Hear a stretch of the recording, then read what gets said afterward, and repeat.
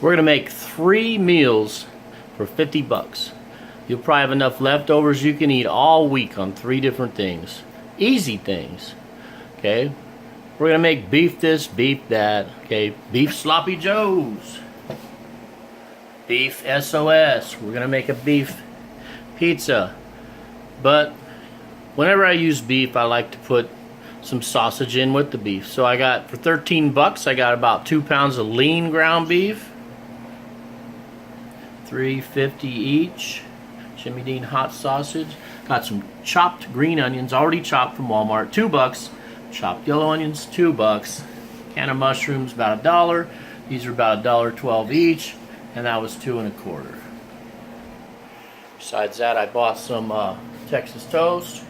I got some pizza crust, and a couple other things I'll need. You'll get in this for about 50 bucks. 3 meals for you and your partner, and then some. So I got this bacon grease from when I made bacon jam. It's kind of orange colored because there was a lot of red pepper spice in there. Killer way to start something. Basically, you don't have that at home, throw some olive oil in your pan. Get a big pan if you're going to cook it all at once. I am. Get a decent amount of olive oil in there, you know, a couple seconds. Turn the bottle up for like 1001, 1002. Get that hot. Always got to get your grease hot before you put something in it, or what you put in it's going to get greasy. Once the grease is hot, it's not going to saturate into the green onions or the yellow onions. What we're going to do, they call it sweat. We're going to sweat these onions in grease. Now don't worry about making your thing greasy, because when we're all done cooking the meat, we're going to drain all the grease off it, and we're going to have lean beef and pork mixture. So yeah, get the grease or your olive oil, get it going on like medium heat. Once it's hot, when the oil's hot, make sure it's hot, throw in your onions and stir them around for a little bit until they get kind of a little translucent, glitter or glistening looking kind of.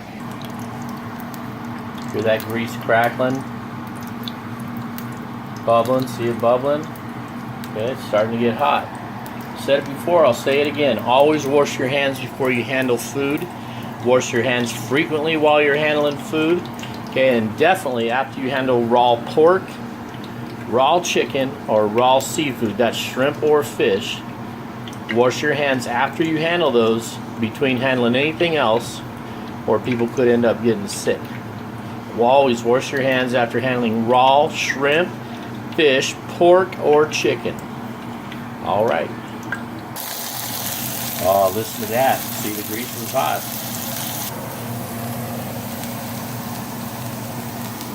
So, stir them up, mix them around, get some from the bottom, throw them on the top. Basically, you're trying to get to where you keep them moving. Don't let anything sit on the bottom for a long time. If you let anything sit on the bottom, it's going to burn. So this is kind of a thing where you don't want to walk away from this. Okay, you want to keep it moving. Keep it moving. And don't walk away. Make this your only job that you got to do right now, at least until you figure out how long, you know, you can like walk away and do something else. It may only be 1 minute you can walk away and things start to happen. But for right now, since we're learning how to cook, I'd say don't walk away from it. Just stand here. See how I'm taking it from the bottom, putting it on the top, just making sure I move everything around so nothing sits on the bottom. Nothing sits there on the heat and burns. After I stir it up a little bit, and I'll shake it around to make it even in the pan again, give it a minute or two, and do it again. Keep doing it for about 4 minutes on this stage. Had some of them shallots left over from earlier. Shallots I would call basically an onion on steroids, just a more powerful onion. A little bit of that, once I threw that in there, man, it just smells like onion right here, right now. Onions are ready. See that color? See how they change color a little bit? They're a little tannish. They're about ready to start burning if you leave them in much further, okay? You know, get a little paper plate, put it on the side for your spatula. Because you keep putting your spatula from here to there, here to there. Okay, we're going to crumble the meat in. I'm going to do the beef first. Now I'm going to do the pork first. So I put the pork in and I just kind of chopped it a little bit with a spatula. That's what we're going to do. We're going to keep chopping it with a spatula. Since I handled the pork, what did I do? Oh yeah, I washed my hands. That's right. So I'm going to put the beef in on top, and we're going to try and mix it all up. See them big old chunks right there? We're just going to keep busting them up. Just keep busting them up till it's done.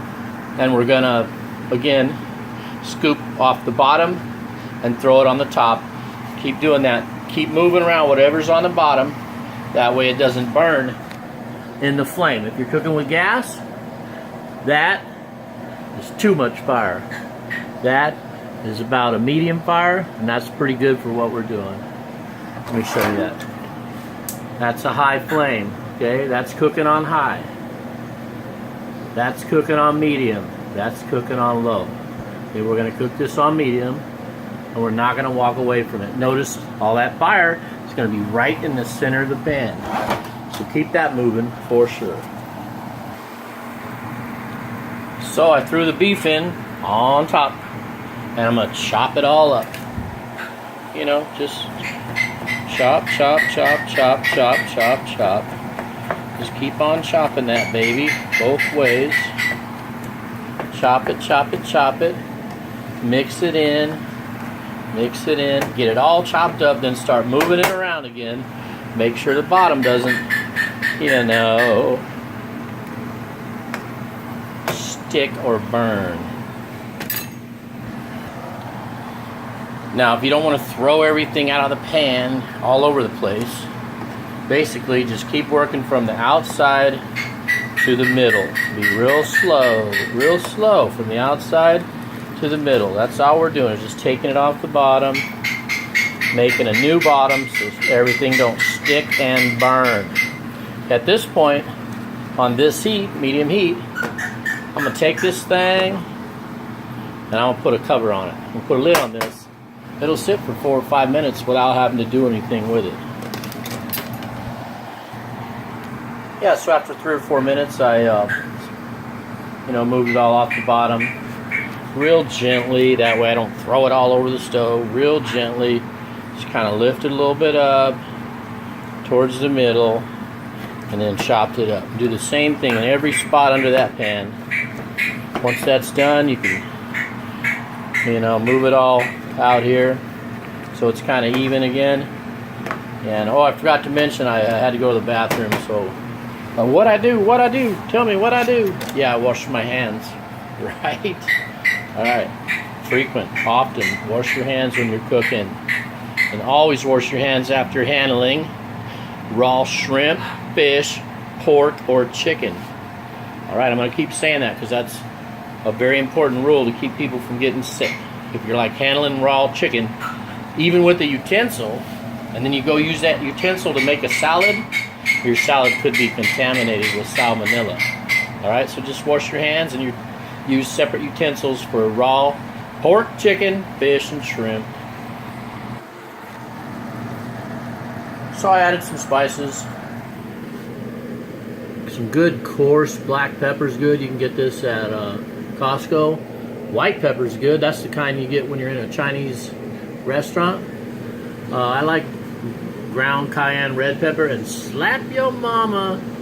It's a pretty good spicy spice. Red pepper, basically. So I'm going to move it again. Everything off the bottom towards the top. Chop it up a little bit. You see everything's coming along just fine. Nothing's burning. Just take your time. Most of your time is going to be spent chopping this up, and you're likely going to spend, at first, you're going to spend the whole time this stuff's cooking chopping up these chunks. See? When you chop something up fine, the consistency, it cooks better, more evenly. If you have a big chunk, the outside of the chunk's going to get dry and hard before the inside's done. So basically, just chop this with the end of your spatula. Anytime you see chunks, every time you leave it for a little bit, it's going to all kind of weld together in a big chunk. And then you want to get in there and move it off the bottom, and then chop all those chunks up. See a chunk, grab it, hit it with the end of the spatula, get rid of the chunks, and You can see it's almost done. This last time I'm going to put the lid on for 3 or 4 minutes now because it's almost done. I'm not going to chop it up until I drain the grease. That way it all kind of sticks together when I drain the grease off, and it won't want to fly out of the pan when the grease is rolling out. I threw some minced garlic in there. You can get that from Walmart in a jar, already crushed up, minced up, a couple tablespoons, whatever. Right now I'm looking at this and most of the pink is gone. When that pink, as soon as that pink leaves, you want to get it out of there. Now keep in mind, we're actually going to re-cook this meat for all 3 of these meals. So it doesn't have to be entirely done, and the more done you get it from this point, the drier it's going to be. So, see the pink's gone? I'm going to kill the fire. I'm going to drain the grease. And how I drain the grease is I take the lid and I put it on here like this, and I always save me a container, like this breadcrumb container right here, to pour the grease in. Don't pour the grease down your drain. Your plumber will be very happy, but your landlord won't. So here, this pan's tight like this. This lid's tight, right? We don't want it tight. We want a little crack down here, right? Little crack so the meat don't fit through it, but the grease does. Have your man do this, because you got to grab this. Use hot pads. One hand over here and one hand over here, and hold it as tight as you can on both ends, and let all the grease pour out that crack into that can. There's your meat. 4 pounds of beef sausage mixture with white onions, green onions, and garlic in it. We're going to make actually 4 dinners with this. We're going to make 2 different kind of pizzas. We're going to make sloppy joes, and we're going to make SOS, which the military referred to as Scheissel on a shingle. Yeah, it's basically country gravy with beef in it on top of toast. And with the kind of effort that you put into your meat right here, it's going to be off the hook. It's not going to be cheap food. Not going to be cheap tasting food, put it like that. So you're going to have about 1 pound in each. And very simply, cut this into 4, throw it in 4 different containers, 4 baggies, whatever.